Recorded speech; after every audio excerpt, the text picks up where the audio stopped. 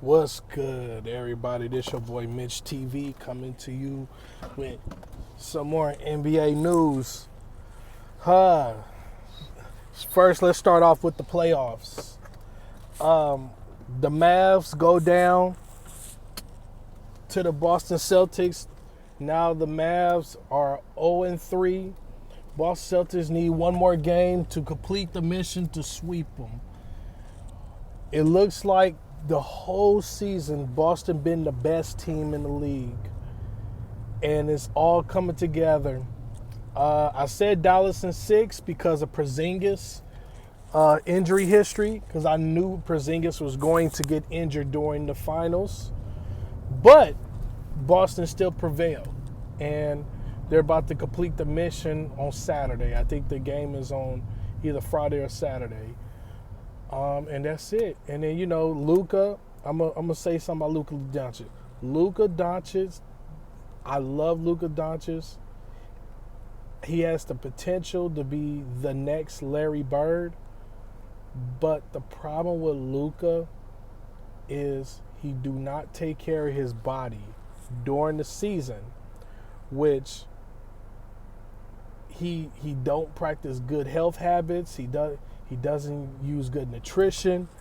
He smokes cigarettes and drink beer during the off season, and also he drinks beer in the locker room, which by the time the playoffs come, he's out of shape and he's tired, and he flames out and he runs out of gas in the playoffs, and you could tell in the playoffs that he's running out of gas, and I know, and I've been saying this for the last few years about Luka Dončić, that his potential is so high, but if he don't take the right steps to become the top player by being in tip-top shape, he's going to always flame out in the playoffs. I give you a prime example. James Harden, same way. So James Harden, same way, partying, eating, all of that.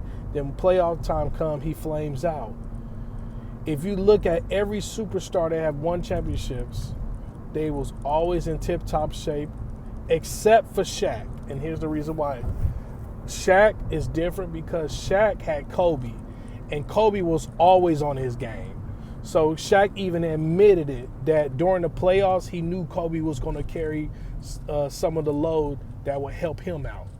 So that, I ain't gonna talk about that. But Michael Jordan, LeBron James, Kobe Bryant, Magic Johnson, Dwayne Wade, even Dirk won a championship. Remember, Dirk didn't come in overweight. Dirk came in super skinny. But once Dirk got in tip-top shape, you saw, and Dirk started filling in with his NBA body, you start seeing Dirk getting the MVP. You start seeing Dirk taking the Mavs deep into the playoffs every year, I think at one point in time, for 5 years straight, the Mavs was going deep into the playoffs.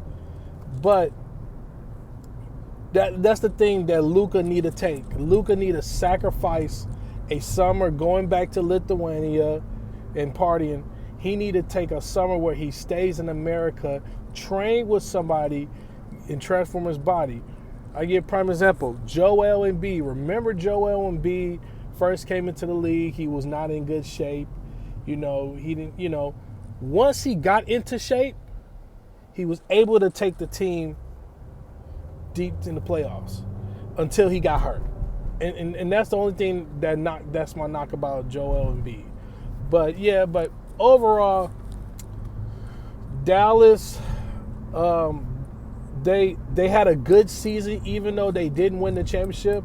Remember, Dallas was the 5th seed. They was the 6th seed, and they moved up to the 5th seed.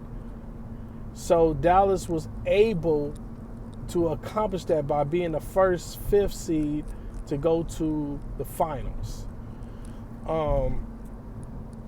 which is a good accomplishment. I think this year, Dallas, all they need to do is keep Kyrie. They're gonna keep Kyrie. Make sure Luka stay in and get into tip-top shape. Develop Derek Lively. Develop other players around them. And to me, I think another thing they need to do is this. They need to bring in another wing defender because Luka is not that good defensively. They got PJ Washington. They got the other guy. What's his name? I forgot the other guy's name, but it was on there. But if they get one good wing defender, or a defender or another guard defender, what would be good if the Mavs signed Patrick Beverley and just play behind Kyrie. That will make Dallas defense so much better. Or let's say Chris Paul is at the end of his career. Dallas can sign Chris Paul to play behind Kyrie. And Chris Paul can run that second unit. Chris Paul will be a great point guard for that second unit. Or here's another thing, Klay Thompson. Klay Thompson's a free agent this year. Klay Thompson's a free agent this year. I don't know why people is counting Klay out this year. Remember, Klay averaged 17 points a game on 42% shooting, 38% from three. That's Klay's worst year in the league.